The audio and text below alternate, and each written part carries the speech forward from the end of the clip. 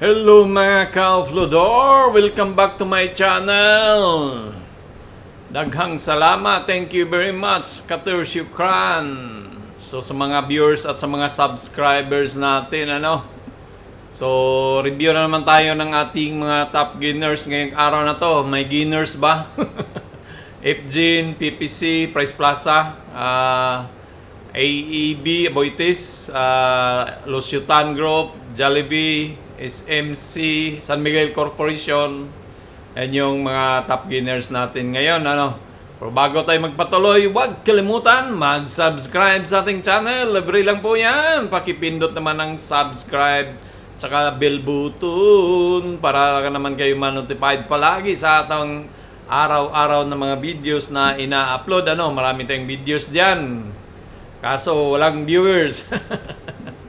Di ba, tuloy pa rin ang ating paggawa ng ating So, anong nangyari kahapon? Nag 6,000 na. Akala ko tuloy-tuloy na yung pag-angat ng Philippine Stock Market. 5,046. Negative naman ng 1.04. Lahat ay pula, duguan na naman. Jollibee ang umangat dito sa most active. Ang iba, most active na seller. Advance, yan mga advance, mga karamihan, mga finished small caps, decliners naman yan sila. So, pero mayroon pa rin umaangat pa isa-isa, mga paunti-unti, So, yung iba pumapantay lang. So, si FGen, siya yung gainers ngayon. Kahapon kasi, dito yan nagsara siya May pumasok na buyer, tapos nagbagsakan So, dito, ilipat lang natin yan. So, ganun pa rin yung pananaw natin kay FGen ay kailangan niyang i-break itong 16.66, At dapat ma-i-hold niya yung 1594. Kasi kung hindi, baka pupulutin tayo dito sa may demand dito. May demand yan, Yan, delikado yan. So, titingnan natin kung kaya ba niyang umangat doon sa taas, si FGen, yung kay mga lupis. Ito yung sa mga lupis to So, long term naman, target price is, nahit na pala itong mga target price natin, na 17, 12. So, wala pa tayong update. Sa kay TradingView, tingnan natin. Update natin yan, wala tayong update dito, walang so hindi pa natin na Pero mayroong dito may sell order block diyan Sa US market kasi pag may mga ganito sell order block, nililiquidate yan Pinupuntahan yung presyo na yan.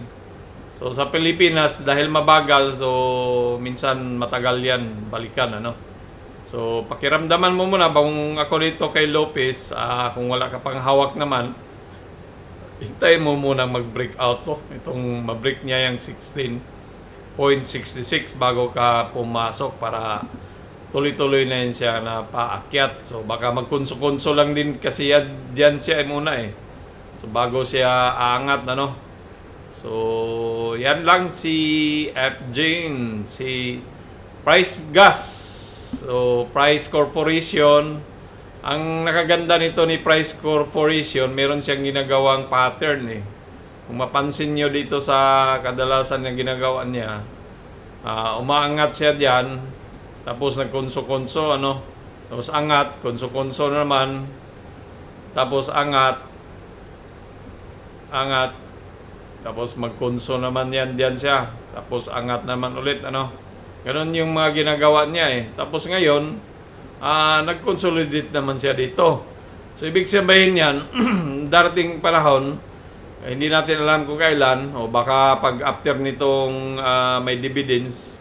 Kasi ang nakakaano niya, pag may dividends, umaangat siya umaangat siya pag may dividends. So, baka after ng dividends, angat na yan siya, So, kailangan niyang i-break muna tong, so, bullish na bullish siya ngayon.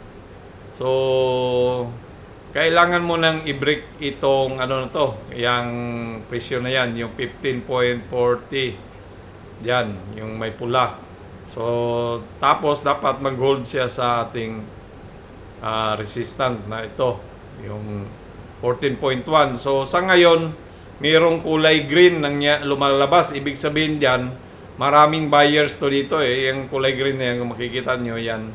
So maraming buyers diyan. So ibig sabihin, nag-iipon na ng lakas yan at maaring humahataw. Dahil siguro nitong parating na dividends, 0.33. So last buy mo ngayong 28 May 26. Ano ngayon? 26 na tayo ngayon. So 2 days more to go. So sa Miyerkules yata walang pasok. Bukas walang trading, holiday ano. So siguro baka yung kaya pumula yung mga tawag niyan, yung mga blue chip natin. Kasi nagsilabasan yung mga foreigners dahil holiday bukas at dadalhin nila sa ibang lugar ang pira nila no, na walang holiday na may trading. Kasi hindi pwede matulog pira nila. Ganoon yan sila. Kailangan kumita. Ganoon naman talaga yan sila. So wala tayong magawa. Hindi natin pira yon. So ganyan, so pwedeng umataw yan si price gas ano. So kailan hindi natin alam pero malapit na yan kasi humahataw na dito, umiipon na yung mga foreign buyers dito ano. So meron siyang 33,000. So ano lang to? Mga retailer lang to, mga Pilipino karamihan dahil sa dividends na 0.33. Next, si Aboitiz. Kahapon pa to si Aboitiz. Ganun din yung ano niya. Humahataw din siya. No? So, nag-maintain lang siya dito. So, ganun din. Kailangan na i-break itong 31.25 para siya ay umangat sa taas. Ano? Yan. Kasi kung hindi, baka mag-bounce back lang siya diyan. Pagdating diyan, pwede mag-bounce back at mag-pull back.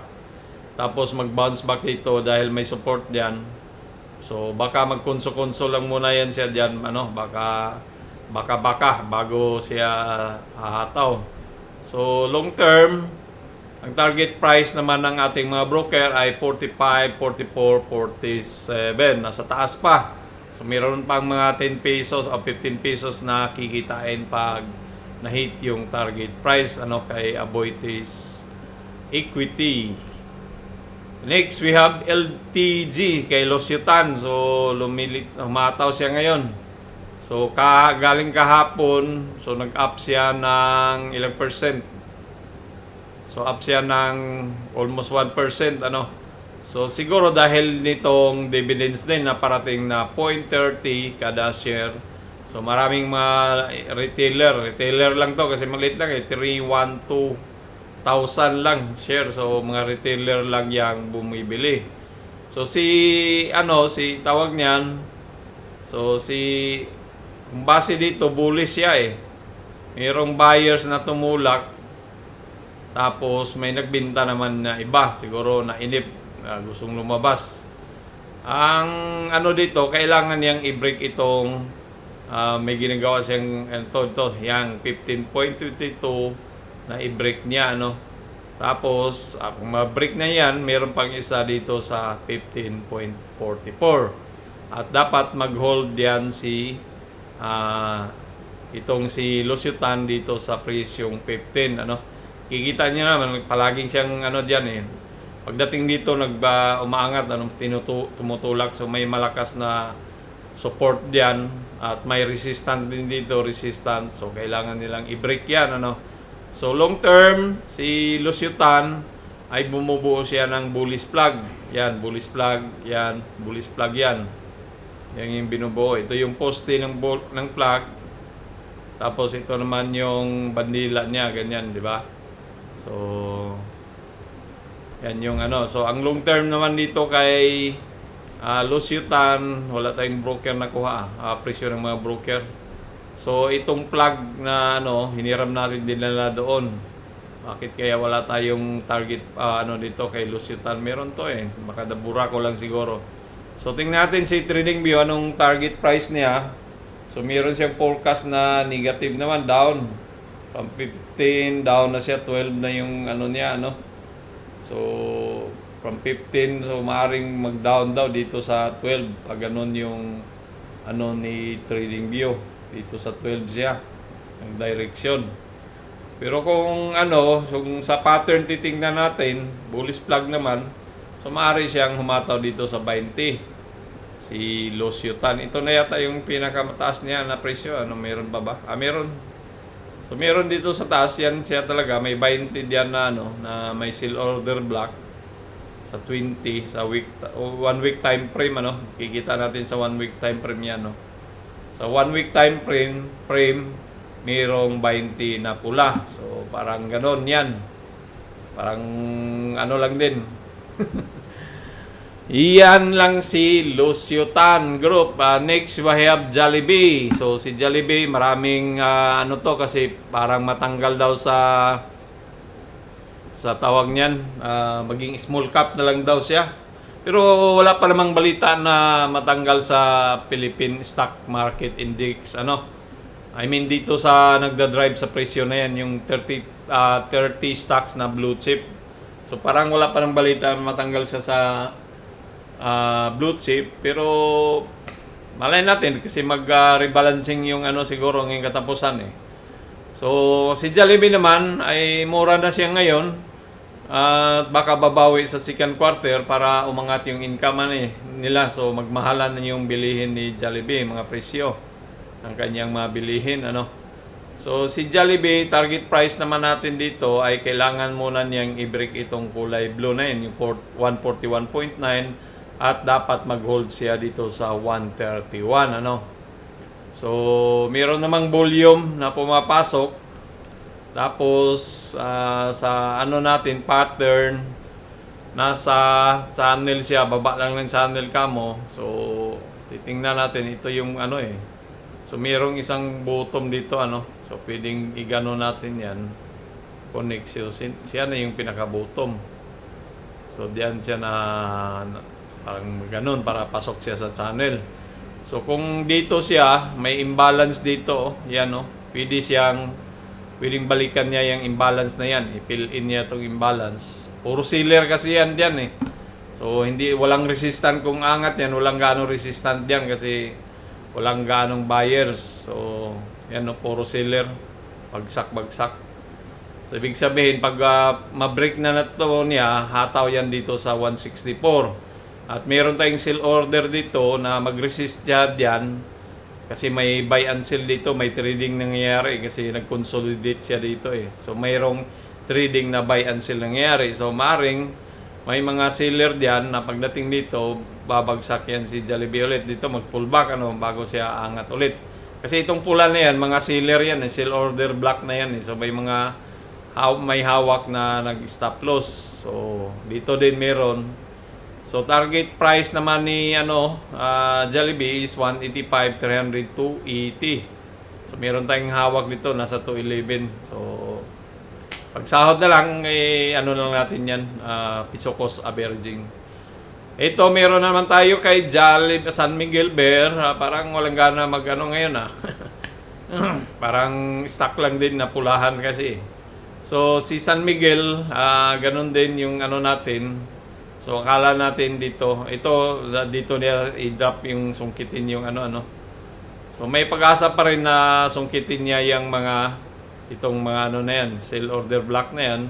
At pwede naman din hataw to siya. Pero dito kailangan na yung i-break yung 71. Kasi kung hindi, mag-konso muna yan siya bago siya hataw, no? So si San Miguel ay dahil nasa ano pa siya sa gitna ng channel.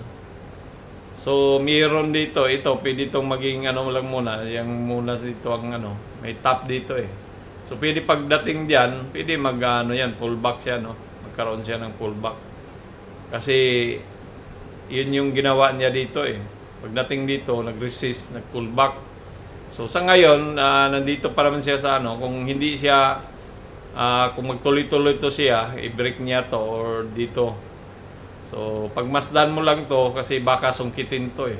I-liquidate to bago siya hataw, no? So, maganda, bumay dito. Or hintayin mo man na yan ma-break yung 72.05 kasi baka mag-konso lang yan diyan sa loob si San Miguel Bear.